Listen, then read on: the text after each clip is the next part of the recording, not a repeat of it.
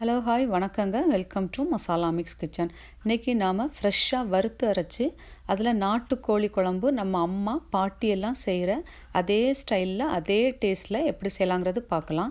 அதுக்கு முதல்ல 1 கிலோ நாட்டுக்கோழி எடுத்து நல்லா வாஷ் பண்ணி இந்த மாதிரி பீசஸாக கட் பண்ணி வச்சுக்கோங்க. கூடவே ஒரு 3/4லேருந்து 1 கப் வரைக்கும் நாம் தண்ணி சேர்த்துக்கலாம். அடுத்ததாக ஒரு 1/4 டீஸ்பூன் மஞ்சள் தூள் சேர்த்துக்கோங்க. இதை நல்லா கிளறி விட்டுருங்க. இது நம்ம குக்கரில் தான் செய்யணும்னு கிடையாது. இது நம்ம மண் சட்டி அப்புறமா நம்மக்கிட்ட இருக்க எந்த பாத்திரத்துலேயும் செய்யலாம். பட் அது குக் ஆகிறதுக்கு ரொம்ப டைம் ஆகும். ஸோ அதனால் நான் இன்றைக்கி குக்கரில் பண்ணுறேன். இது ஒரு 5லேருந்து 6 விசில் வரைக்கும் விட்டு நம்ம நல்லா குக் பண்ணி எடுத்து வச்சிடலாம். இப்போ ஒரு பேனில் 1/4 டீஸ்பூன் எண்ணெய் மட்டும் சேர்த்துக்கோங்க. அதோட நம்ம காரத்துக்கு தகுந்தது மாதிரி ஒரு 3 இல்லைன்னா 4 வத்தல் சேர்த்துக்கோங்க. வத்தல் சேர்த்து அது கொஞ்சம் ஃப்ரை ஆகிறது மாதிரி ஒரு 2-3 தடவை இந்த மாதிரி நாம் புரட்டி விட்டுறலாம். கூடவே 1 டேபிள் ஸ்பூன் மல்லி சேர்த்துக்கோங்க. மல்லி சேர்த்து அதையும் ஒரு 2-3 வாட்டி நாம் நல்லா இந்த மாதிரி புரட்டி விட்டுக்கோங்க. அடுத்ததாக 1 இன்ச் சைஸில் 2 இல்லைனா 3 பட்டை எடுத்துக்கோங்க. ஏலக்காய் ஒரு 3 எடுத்துக்கோங்க. அடுத்ததாக ஒரு சின்ன ஸ்டார் அனீஸ் எடுத்துக்கோங்க. பெருஞ்சீரகம் ஒரு 1/2 டீஸ்பூன் மட்டும் நாம் எடுத்துக்கலாம்.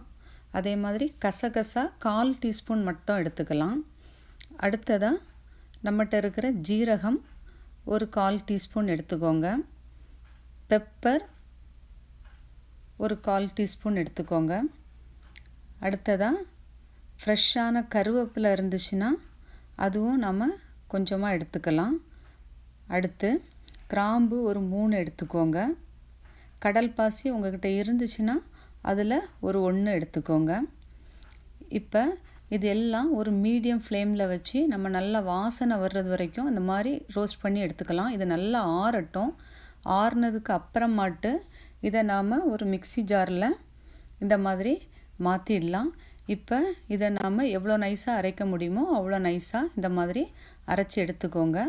இப்போ ஒரு 6 விசிலுக்கு அப்புறம் நம்மளோட சிக்கன் எப்படி குக் ஆகிருக்குங்கிறது நம்ம பார்க்கலாம்.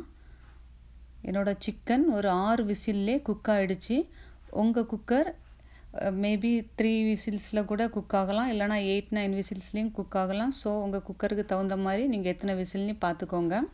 உங்கள்கிட்ட மண் சட்டி இருந்துச்சுன்னா மண் சட்டி எடுத்துக்கோங்க. அப்படி இல்லைனா ஏதாவது ஒரு பேன் எடுத்து அதில் 2 டேபிள் ஸ்பூன் எண்ணெய் மட்டும் சேர்த்துக்கலாம். அடுத்ததாக கொஞ்சம் கருவேப்பிலை சேர்த்துக்கோங்க. அடுத்து ஒரு 15லேருந்து 18 வரைக்கும் சின்ன வெங்காயம் சேர்த்துக்கலாம். இது குட்டியாக கட் பண்ணணும்னு தேவையில்லை. தேவைன்னா அங்கே மிடில் மட்டும் கொஞ்சம் கொஞ்சம் நாம் கீரல் போட்டுக்கலாம். சின்ன வெங்காயம் இல்லாதவங்க பெரிய வெங்காயம் 1 எடுத்து கட் பண்ணிக்கலாம். அதை மூடி ஒரு 3 மினிட்ஸ் இந்த மாதிரி லைட்டாக நம்ம குக் பண்ணி எடுத்துடலாம். இதோட இப்போது 2 பச்சை மிளகாய் 1 தக்காளி கட் பண்ணி இந்த மாதிரி சேர்த்துருங்க. லைட்டாக இந்த மாதிரி நாம் புரட்டி விட்டுடலாம். லைட்டாக புரட்டி விட்டதுக்கப்புறம் மூடி போட்டு ஒரு 3 நிமிஷம் வரைக்கும் நாம் மீடியம் ஃப்ளேமில் குக் பண்ணி எடுத்துடலாம். இப்போ இந்த தக்காளி ஓரளவு குக் ஆகிடுச்சு. இதோட நாம் இஞ்சி பூண்டு விழுது ஒரு 1/2 டீஸ்பூன் மட்டும் நாம் சேர்த்துக்கலாம். ஜாஸ்தி சேர்த்தா கசப்பு தன்மை வந்துடும். இந்த மாதிரி கொஞ்சம் நல்லா நம்ம கிளறி விட்டதுக்கப்புறம் இப்போ நாம் ரெடி பண்ணி வச்சுருந்த நம்மளோட ஃப்ரெஷ்ஷான மசாலாவையும் இதோட நாம் சேர்த்துடலாம். சேர்த்து மீடியம் ஃப்ளேமில் ஜஸ்ட் ஒரு 2-3 டைம்ஸ் மட்டும் இந்த மாதிரி புரட்டி விடுங்க. இதோட நம்ம ஒரு 2 டேபிள் ஸ்பூன் தயிர் சேர்த்துடலாம். சேர்த்து இதை ஒரு 1 மினிட் மீடியம் ஃப்ளேமில் வச்சு இந்த தயிர் கொஞ்சம் நல்லா சூடாகட்டும். சூடானதுக்கு அப்புறமாட்டு நம்ம குக் பண்ணி வச்சுருந்த நம்மளோட நாட்டுக்கோழியை அப்படி அதே தண்ணியோடு சேர்த்துடலாம்.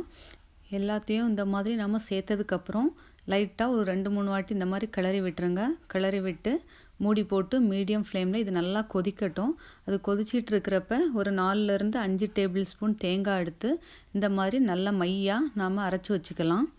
இப்போ நம்மளோட நாட்டுக்கோழி குழம்பு நல்லா கொதிச்சிடுச்சு. இப்போ தேவையான அளவு நாம் உப்பு சேர்த்துக்கலாம். உப்பு சேர்த்து லைட்டாக இந்த மாதிரி நம்ம கிளறி விட்டுடலாம். அடுத்ததாக நாம் அரைச்சி வச்சுருந்த தேங்காவை இப்போ சேர்த்துடலாம். தேங்காய் சேர்த்ததுக்கப்புறம் ரொம்ப கொதி விட வேண்டாம். ஒரு கொதி வந்த உடனே நம்ம ஃப்ளேமை ஆஃப் பண்ணிடலாம். இப்போ நம்மளோட நாட்டுக்கோழி குழம்பு நம்ம பாட்டி ஸ்டைலில் ரெடி ஆகிடுச்சு. இப்போ கொத்தமல்லி தழை ஆப்ஷனல் தான், தேவைன்னா இந்த மாதிரி போட்டுக்கோங்க. இதை கண்டிப்பாக உங்கள் வீட்டில் செஞ்சு பாருங்கள். உங்களோட ஃபீட்பேக் எனக்கு ஷேர் பண்ணுங்கள். வாட்ச் பண்ணதுக்கு நன்றி.